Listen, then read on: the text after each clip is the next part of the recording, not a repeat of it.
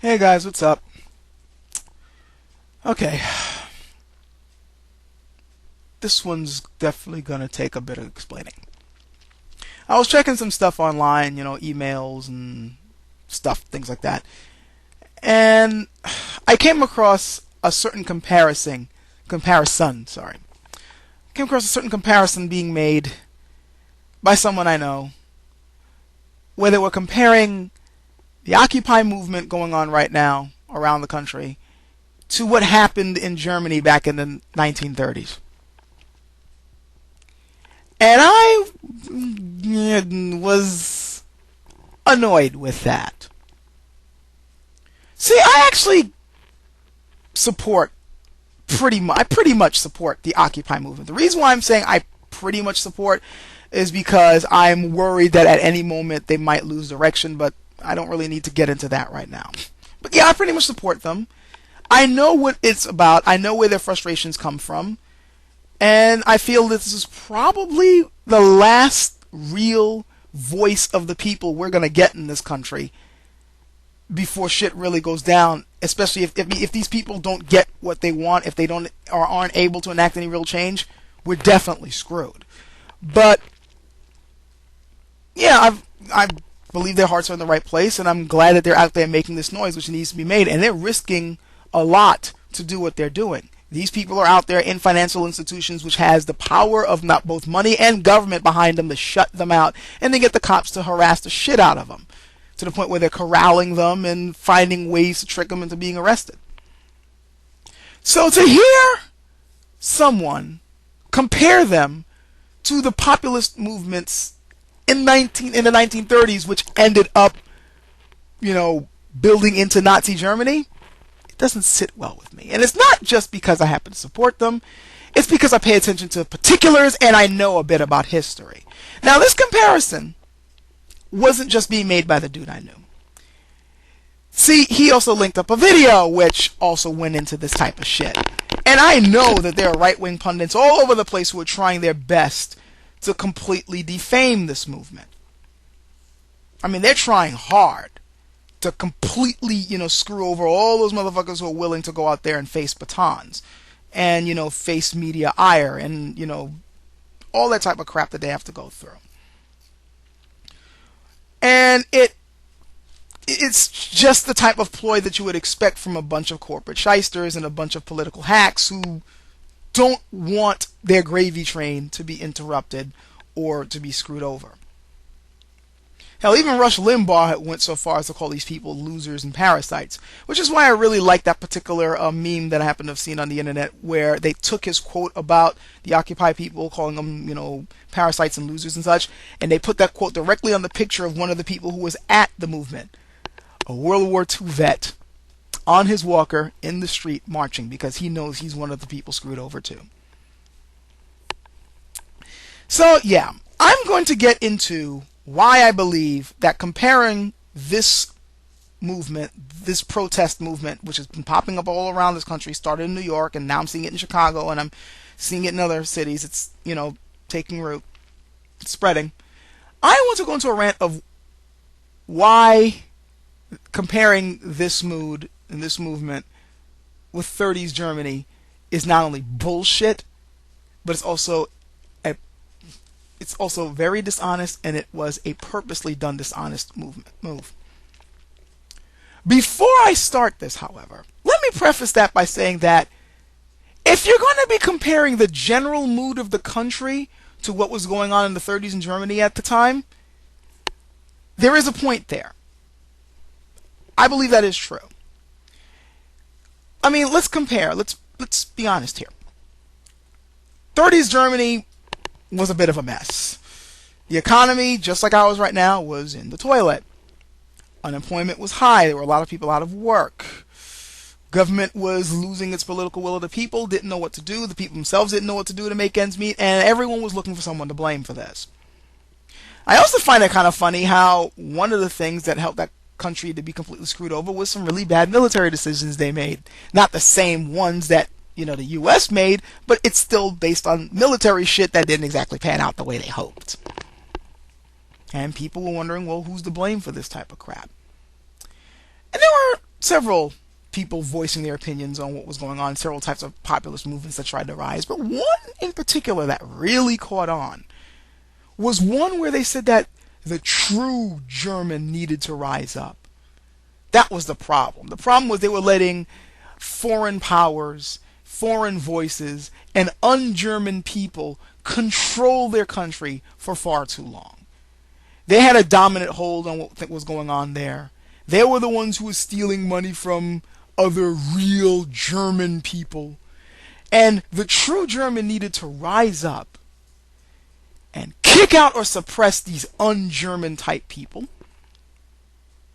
for the sake of his country and make Germany once again a dominant force in Europe, quite possibly even the world.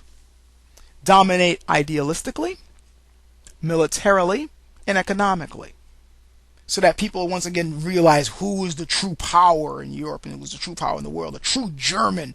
These other un-German types were vermin that needed to be destroyed, gotten rid of. These Jews, these Polish, these gypsies, anyone who was this non-German type who had infested their country, who was bringing down their country's values, who didn't embody the true German values of the people, needed to be gone. And a lot of people jumped all over that in Germany. They found their scapegoats. They knew who to go against. And they formed their movement. That movement grew, and they got rid of the undesirables, and it didn't exactly end well for them. Which is one of the reasons why Germany to this day now looks on that time period not only shamefully, but they work hard to make sure that any trace, anything that even resembles that sort of shit that started popping up back there, they deal with it hard and fast. Now, modern times in the United States, we're also going through a bad economic downturn. Unemployment's high. People out of work. People don't know how to make ends meet. They don't know what to do. Government has been losing the will of the people because we're tired of what we're seeing in Congress with the constant,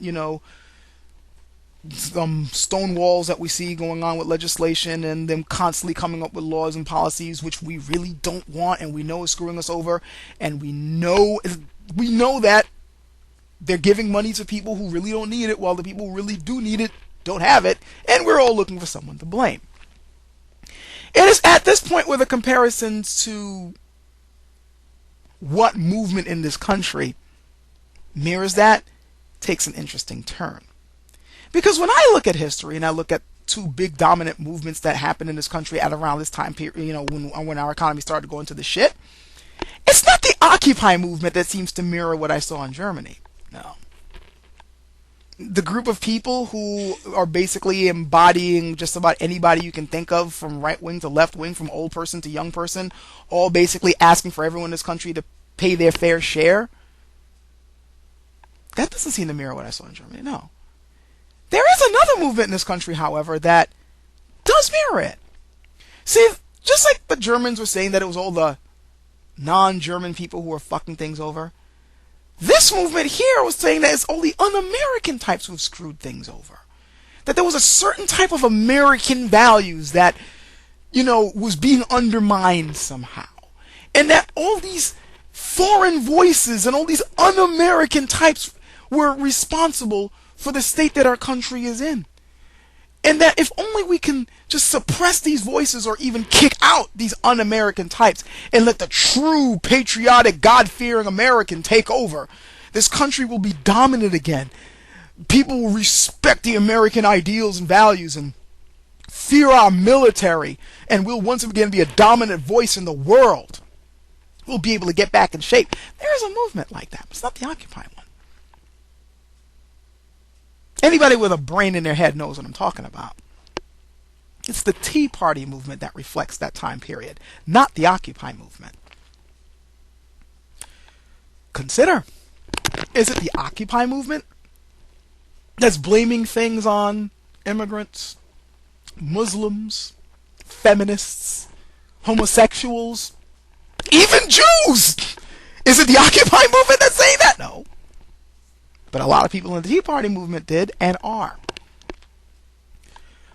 Is it the Occupy movement that's saying that the reason why this country is screwed over because people weren't being American enough and we need to bring things back to American values and this non-American person can just shut the fuck up? No. It's not the occupiers. It's the Tea Party movement. Even that religious zeal is similar. And here's where we can make an interesting parallel.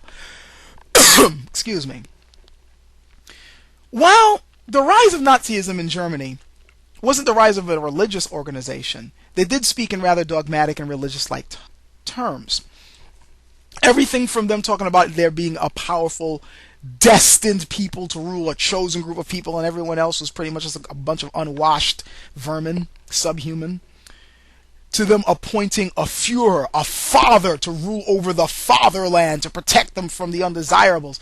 This is very similar to religious type of thinking with, if we want to go with the Abrahamic religions, Abraham being the father of his God-chosen people who were destined to rule and be the ones who were supposed to inherit the earth. Similar thinking. They may not have actively called themselves a religious organization, and they weren't a traditional religious organization, but they definitely thought a lot and ran a lot like one. Right down to even changing from a democracy to a dictatorship. And in this country, many elements within the Tea Party and far right-wing conservative movements are highly religious people who believe that the Christians in this country are supposed to dominate politics in this country. That they're supposed to not only dominate politics in this country, but the rest of the world, and that they're only supposed to speak in one voice. And they want their president and the leaders in Congress to be these ultimate God-fearing people who will speak with God's voice and guide the people like a father of the God-chosen people, protecting the fatherland, the homeland. Just change a word. Same thing, protect the God's land and the God's chosen people from the undesirables, the un-American types, the unpatriotic types. And pointing out who's American and who's not acting like an American. Same shit. And the funny thing is, while they weren't a religious organization, i.e., the Nazi movement, here it is religious organizations trying to do it, which, I guess we might as well throw out the pretense, right? So, yeah. I think when one pays attention to history and pays attention to current events, it should be obvious who's mirroring things more. If anything, if you want to compare a historical event to the Occupy movements, it wouldn't be 30s Germany. It would be the French Revolutionary period. That time period more reflects what we're seeing with the Occupy types, where it's most of the population against the nobles, the haves versus the have-nots. Not a group of people who are tearing others within their country apart because of the manipulation of a small group of people. That's the other parallel here. See, unlike the claims that the Tea Partiers used to say over and over again, which I think was a desperate attempt to try to get us to believe them, even as we knew they didn't. Anybody, by the way, notice this? Throughout the rise of the Tea Party movement, they constantly kept yelling and screaming, "We're a grassroots organization!" Yes, we are! Even though I'm wondering how the hell a grassroots organization can possibly be able to sponsor guests from all over the country to show up on a stand with a fucking jumbotron behind them. Last I checked, we were too broke, you and I, to form a grassroots organization to be able to do that and have bus tours going all around the country. We don't have that kind of money. They were always screaming about, "We're grassroots, we're grassroots, we're grassroots," but they weren't. But a real grassroots organization, the Occupy ones, they haven't had to say it. They haven't had to scream it out because it's obvious. They got no one on their side but themselves. They're not getting support from the media. They don't have big deal guest sponsors who they have to pay to show up on a stage somewhere in order to form their rallies. They don't have the cops protecting them while they're at these rallies. They're a real grassroots organization. And another reason why you can tell they're a real grassroots organization is because there really isn't one unifying voice. They're putting it together, but they're putting it together themselves.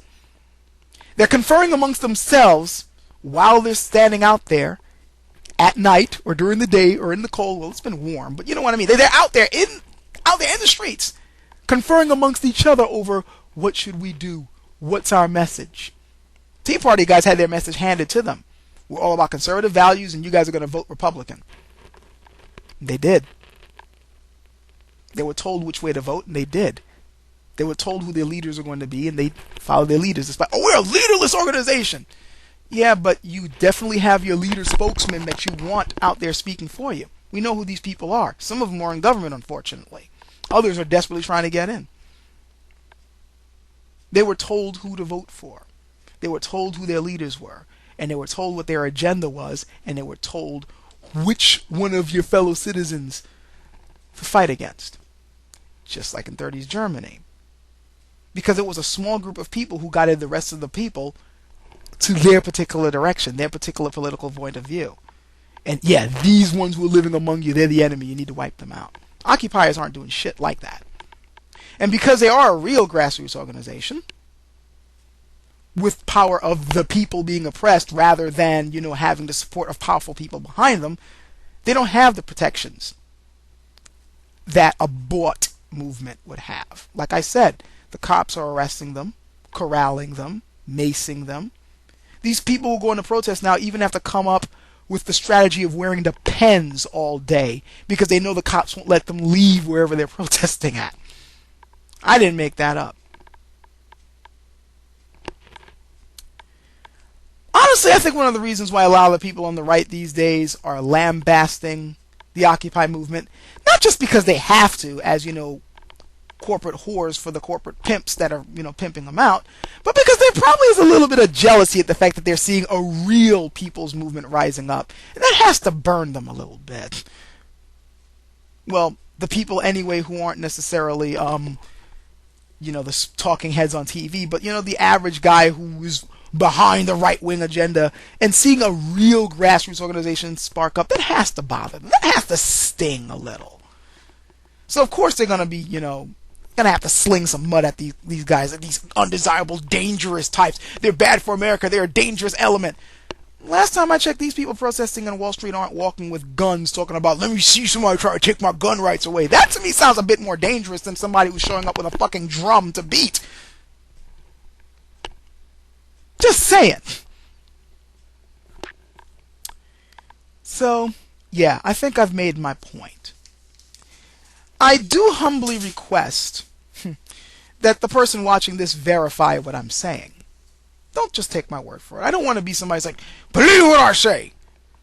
But I am quite certain that if you look at history, look at the movements that are being compared here, look at the time periods, I think you guys will see that I got a point here.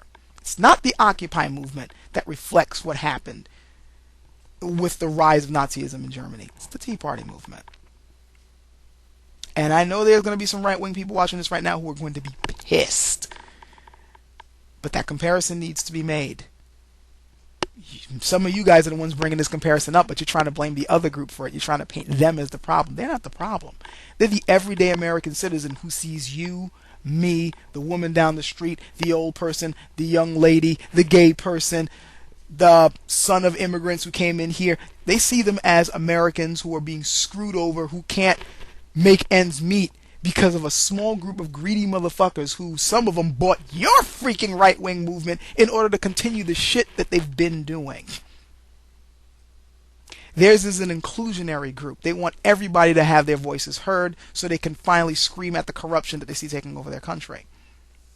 While the Tea Party movement was an exclusionary one, denouncing those who didn't seem American enough and who are now in bed with the very people they dared to claim they were originally against. We're against corporate bailouts. We're against Wall Street and organizations taking over. And now that you motherfuckers are you got bought over by the right-wing political party. You're voting Republican, and now you're like, yeah, some of these corporate tax laws need to get through. I mean, the rich shouldn't be taxed. That'll ruin the economy. The Wall Street guys are just trying to make ends meet. The bankers need to do what they can to survive.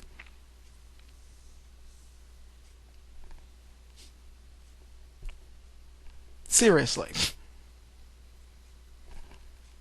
Look, this is what you guys are saying. I don't even have to embellish anything here. This is what you guys did. So much so that there are people who originally called themselves Tea Partiers don't even want to be associated with the name anymore. Many of them are now marching with the occupiers because they realized they got had. They knew their movement was bought out within weeks of them deciding they were going to do something. Anyone with a brain can see it. Anyone with eyes can see it, and who's willing to pay attention can see it. So me hearing this comparison just burns me up, because I know it was started deliberately by people who are trying to screw with your perceptions on what's going on in this country. Especially since I honestly think, and I'm really hoping I'm proven wrong in this, I honestly think that this Occupy thing is probably the last real chance Americans have at voicing their true opinion on what they see happening to their country, their government, and their economy. This is the last chance they have.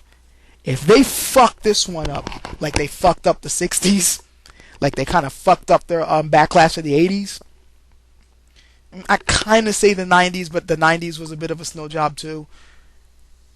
I mean, seriously, if they fuck this one up, I honestly think this is it. Anyway, that's all I gotta say about it. Don't fall for that bullshit comparison. Please, people, please do some research. Look at the time period. See what's really going on. You may be appalled when you actually see what's going on, because one other thing that kind of mirrors the parallel between what happened in 30s Germany and what's happening now is, again, the bought out movement got their way because people were barely paying attention. And I'm kind of seeing that now. Just saying. Catch you guys later.